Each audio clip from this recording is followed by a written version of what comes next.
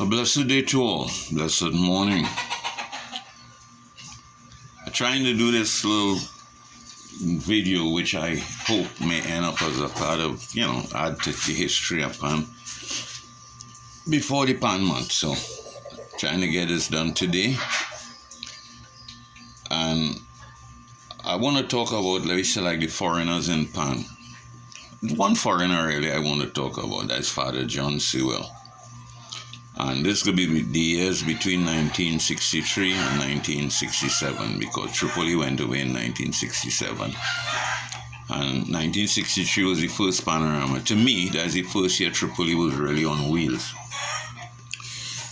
I smiled. I remember Franklin asking me a question about the first panorama, and I answered immediately. I said, that's Tripoli bus that year.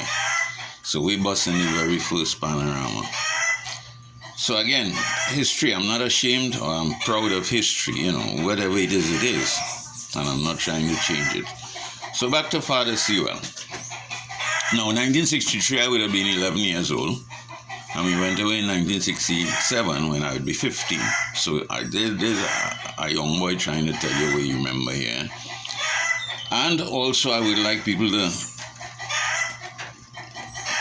bear witness, because according to the book I live by, is in the mouth of 2 or 3 witnesses, every word will be established. So this is, I just putting this out here. If it is established, then people could take it and use it as history. Okay. Now I can't quote years, because I was creating the history and I had no idea what I was doing. I was born and living in Ipaniyad and grew up in Ipaniyad, so these things really meant nothing to me at the time. However, I see how relevant and important they are now. That is why I'm trying to get these things out, and I notice nobody else is speaking about it. Well, probably because they don't know. So yes, here we go. I don't know what year he joined the band, but Kenrick somewhere along the line would be able to say that Kenrick and them other fellas in Tripoli, because if Kenrick was in the band at that time, then Father Sewell was there. Okay. So, somewhere along the line in those years, Father Sewell, as stated, let me look at this page here. I have a page open on the laptop here, so I could give you this information right off. Right. Nolly and them say it's about 1966. Not is about, it's 1966. That a gentleman by the name of, and it's Courtney Leiber, forwarded this. He said he read it on the back of one of our albums. Mr. Vernon Evans. I know he was living in Woodbrook. I could point out the house there because we used to visit him there. Mr. Vernon Evans wrote a classic and he gave it to us to play. The name ended up being Dengue Variations, because we lived at the corner. The Panyard was at the corner of Dengue and Finland Street in St. James. And we wanted something to reflect that. Now, if we played it in we played it in 1966 for Classics and Carols 1966. Now, that's not all we did. In this same Classics and Carols show in 1966, there was a dance troupe. I don't know what ballet dancers, and it's not limbo and wherever. And they choreographed a piece, a dance to this piece. And looking at the page again, because this one remembers a Tripoli page here, people. All who visit that page, and if they really scrutinize the page, you can see it here. This date was October the 15th, 2019, when I made this post.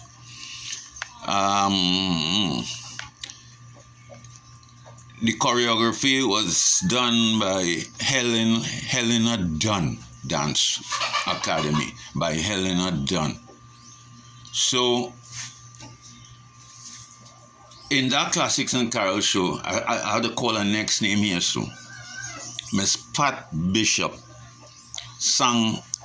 We accompanied her in a classical piece at that show also, in Classics and Carols 1967.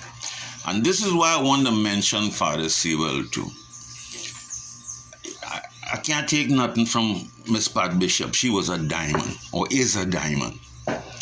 But she was a diamond in the rough when Father Sewell met her. And in those days, she wasn't conducting or anything like that. She was singing opera. And that's how we met. So that's two things happened, right? We had a classic written for us. Pat Bishop sang with us.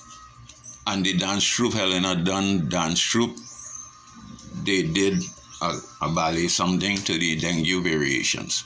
Okay. All this is what Father Sewell did and put together. Now it would be after 1966 then.